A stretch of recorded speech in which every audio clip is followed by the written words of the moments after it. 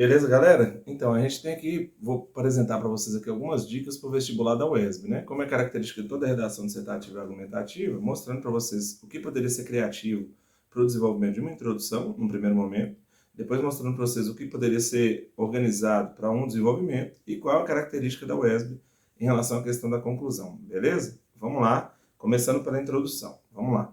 A introdução. Galera, é o seguinte, quando a gente vai falar sobre a introdução, a UESB exige do aluno que o aluno tenha um certo grau de criatividade. Então, aquelas introduções muito formais, que já são até um pouco copiadas em algumas redações do Enem, como, por exemplo, da Constituição, né, que você fala do Brasil real versus, né, o Brasil ideal versus o Brasil real, que é colocar o que está idealizado na Constituição e colocar um porém e colocar o problema do Brasil, ele acaba sendo não pelo modelo, mas acaba sendo algo que não é muito criativo. Então, se você for seguir essa lógica do Brasil real versus o Brasil ideal, você pode usar, por exemplo, o Policarpo Quaresma, que idealizava o Brasil e dizia no Triste Fim de Policarpo Quaresma de Lima Barreto que o Brasil era um país que deveria falar o Tupi-Guarani, o Brasil é um país que deveria ser nacionalista, o Brasil é um país tido para o desenvolvimento. Porém, diferente do que tem na obra ficcional, a realidade brasileira é marcada pelo problema X. E aí você já organiza sua introdução na mesma ideia de ideal e real, mas de uma maneira um pouco mais legal, né? Utilizando a literatura aí e o próprio período histórico ali da época da transição do Império para a proclamação da República, o início dos anos 20 ali, que é quando o Lima Barreto viveu.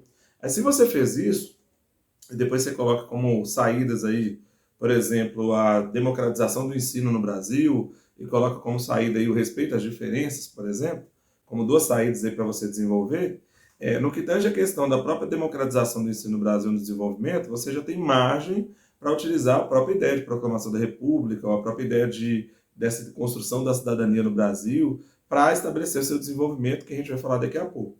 Uma outra possibilidade, né, que existe aí, além dessa questão, ou dentro dessa própria questão do uso da literatura, é usar talvez o 1984 do George Orwell, né? Porque na redação que eu estou deixando para vocês aí, para vocês darem uma olhada na introdução, vocês vão ver que foi usada a ideia da Revolução dos Bichos, né? Que depois tem na música dos Engenheiros do Havaí, que todos são iguais, mas uns mais iguais que os outros. E aquela ideia do grande irmão, né? O grande irmão está aqui para te vigiar, para te proteger, né? Que é aquela ideia do George Orwell, do Big Brother. Essa ideia do Big Brother, da construção do Big Brother, pode ser utilizada na sua introdução, se a redação caminhar na linha de você falar do impacto dos meios de comunicação para a transformação da vida humana. Também é uma estratégia criativa. E aí sua redação fica legal. Uma outra hipótese de sua redação ficar legal, criativa, que é uma das coisas que eles vão discutir, é talvez trabalhar com a questão da própria música, né? E aí você pode usar várias músicas aí, mas pode usar, por exemplo, músicas da Legião Urbana, né, que fala que ninguém respeita a Constituição, mas todos acreditam no futuro da nação, e trabalhar com essa ideia do futuro da nação, depois do desenvolvimento, talvez usar o próprio Stefan Zweig, né, que tem o livro Brasil, País do Futuro, e trabalhar sempre com essa perspectiva de respeito à Constituição, mas de uma maneira muito mais legal, colocando a música Que País é Este, da Legião Urbana, por exemplo, a música Perfeição também, que fala do nosso Estado que não é nação, né, que você tem a lei, mas que a nação não se reconhece com a lei. E são elementos que podem contribuir para essa criatividade. Além, como é da própria geração aí atual, o próprio uso de séries, né? Mas preferencialmente séries ou filmes que talvez versem sobre o Brasil e fazer um modelo de redação que a gente chama de circuito. É quando você começa com uma obra literária, com uma série, com uma história e volta nela no final, na hora da sua conclusão. Essas são as principais dicas aí para a organização da sua introdução. Dá uma olhada no meu Instagram aí, o Entre Parágrafos Oficial, que você vai ver uma série de modelos de redação que trabalham com essas variáveis de perspectiva de introdução aí que acho que pode ser legal para você. Beleza? Daqui a pouco a gente vai para o desenvolvimento.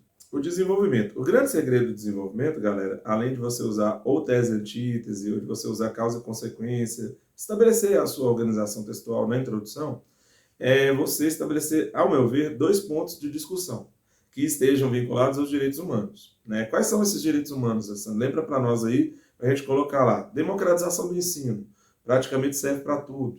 Respeito à dignidade humana, serve para vários temas, né? Ainda mais com esses ambientes violentos que tem no Brasil aí, como o caso do policial, né, que matou alguém que tem problemas de saúde mental. Você vai ter respeito às diferenças, essa questão das diferenças do Brasil e do respeito às diferenças. Esses são três eixos, por exemplo, dos direitos humanos, além da própria ideia de globalidade e vivência, que é de você viver no mundo digital. Se você tiver usado lá, por exemplo, o 1984 do George Orwell, né, que ele já previa essa sociedade de vigilância, de cancelamento que a gente tem hoje em dia. Então, se você definir qualquer um desses, eu falei de 4 eixos, né? Qualquer um desses dois para o desenvolvimento do seu texto, naquela última linha lá, quando você coloca na introdução assim, logo, o desenvolvimento da educação e o bom uso das tecnologias é essencial para resolver o problema X. Se você colocou isso na introdução, aí você já sabe que vai trabalhar com a educação, e aí você tem o Paulo Freire, tem o professor Darcy Ribeiro, se quiser ter o Pierre Levy, que já associa a inteligência coletiva e associa o próprio processo de educação ao avanço das novas tecnologias. Aí você já sabe que você vai desenvolver questões, autoridades e exemplos associados à educação. Se você falou do bom uso das redes sociais, você sabe que você pode usar o Pierre Levy, você pode usar o Milton Santos, do uso da tecnologia para criar uma globalização mais humana, mais solidária. Então você já tem a perspectiva do que você vai desenvolver em D1, do que você vai desenvolver em D2. Outra dica muito importante é que se você falou que o Milton Santos diz que o uso da tecnologia pode trazer uma globalização mais humana e mais solidária, dê um exemplo desse uso da tecnologia para contribuir para essa educação mais humana e para essa educação mais solidária, né? Como, por exemplo, o uso de aplicativos que foram desenvolvidos pelo próprio Google, né? Como o próprio Google Meet, que em tempos de pandemia contribuiu demais para o processo educacional das escolas de uma maneira um pouco mais acessível e mais simples de ser utilizado, né? Contribuindo para minimizar os efeitos da pandemia na educação. Pronto, você deu um exemplo.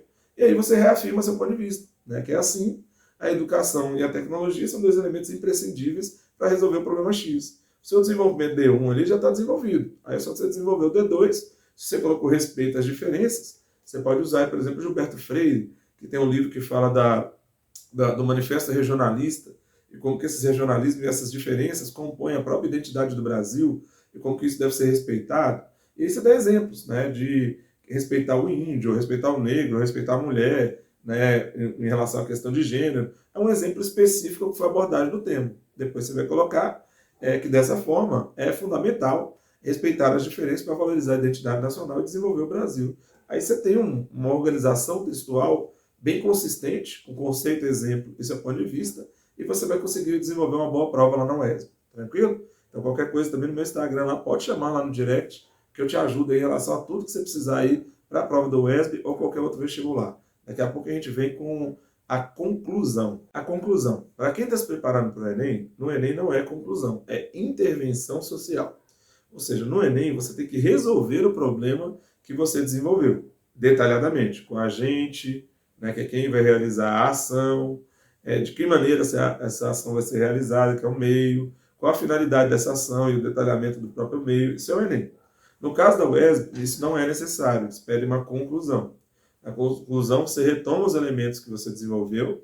Se for democratização do ensino e respeito à dignidade humana, você deve retomar esses pressupostos e dizer que esses pressupostos são indispensáveis para o desenvolvimento do Brasil, para que o brasileiro tenha um novo olhar sobre a sociedade, né, e que assim possa transformar e resolver o problema X. E aí você conclui, você finaliza, sem tantos detalhamentos na hora da intervenção. Isso é uma característica da conclusão.